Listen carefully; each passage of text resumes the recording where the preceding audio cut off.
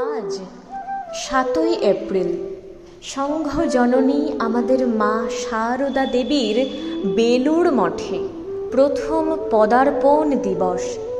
শ্রীরামকৃষ্ণ পরমহংসদেবের প্রধান শিষ্য স্বামী বিবেকানন্দ, তার দ্বারা প্রতিষ্ঠিত রামকৃষ্ণ মঠ ও মিশনের প্রধান কার্যালয় বেলুড় মঠ।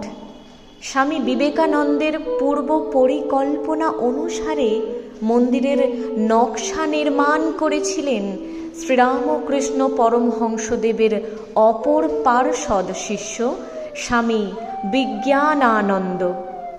আজ সেই শুভ ৭ই এপ্রিল সংঘ জননী শ্রী মা শারদা দেবী বেলুড় মঠে প্রথম পদার্পণ করেন।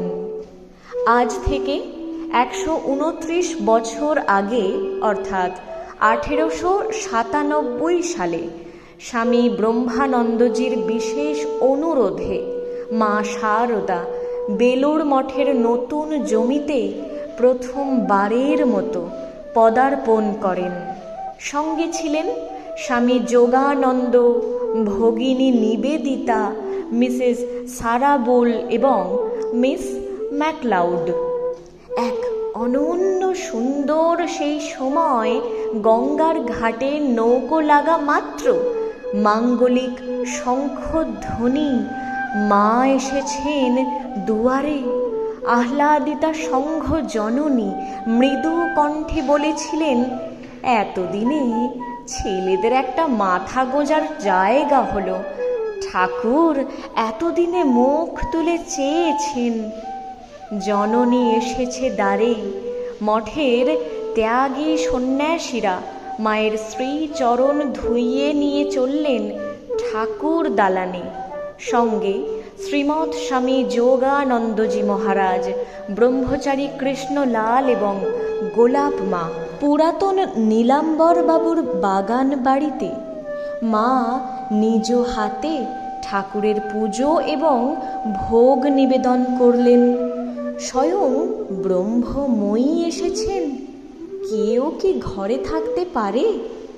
পাশ্চাত্য দুনিয়ার থেকে আসা স্বামীজির শিষ্য এবং শিষ্যারা মিসেস সারাবুল, মিস ম্যাকলাউড এবং নিবেদিতা ছুটলেন তারই কাছে।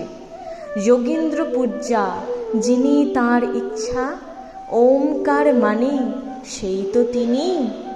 একই শক্তি আবার প্রকৃতিং পরমাং। মায়ের ছেলে পূজনীয় রাজা মহারাজজির প্রার্থনায় মা সম্মতি দিলেন। মায়ের সম্মতি মানেই অনন্ত আনন্দ। স্বামীজি ইচ্ছের মঞ্জুরি। বললেন, মা তুমি আপনার জায়গায় আপন মনে হাঁপ ছেড়ে বেড়াও।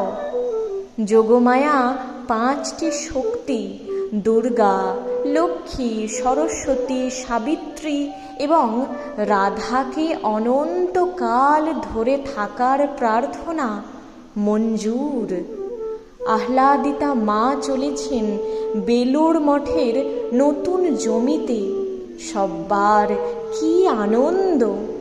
শ্রী মা শারদা দেবী যেদিন প্রথম বেলুড় মঠে পদার্পণ করেন, স্বামীজি সেই পুত পদরেণু যা শ্রী মা শারদা দেবীর শ্রীচরণ কমলের স্পর্শে ধন্য হয়েছিল তা সংগ্রহ করে রাখেন এবং বলেন, এটি মঠের ধন। এখনও আজও এটি শ্রী শ্রী ঠাকুরের গর্ভ মন্দিরে ঠাকুরের শ্রী বিগ্রহের বাম দিকের কুলুঙ্গিতে সংরক্ষিত রয়েছে। জয় মা। এ তথ্য পেলাম অরিন্দম চক্রবর্তী মহাশয়ের থেকে।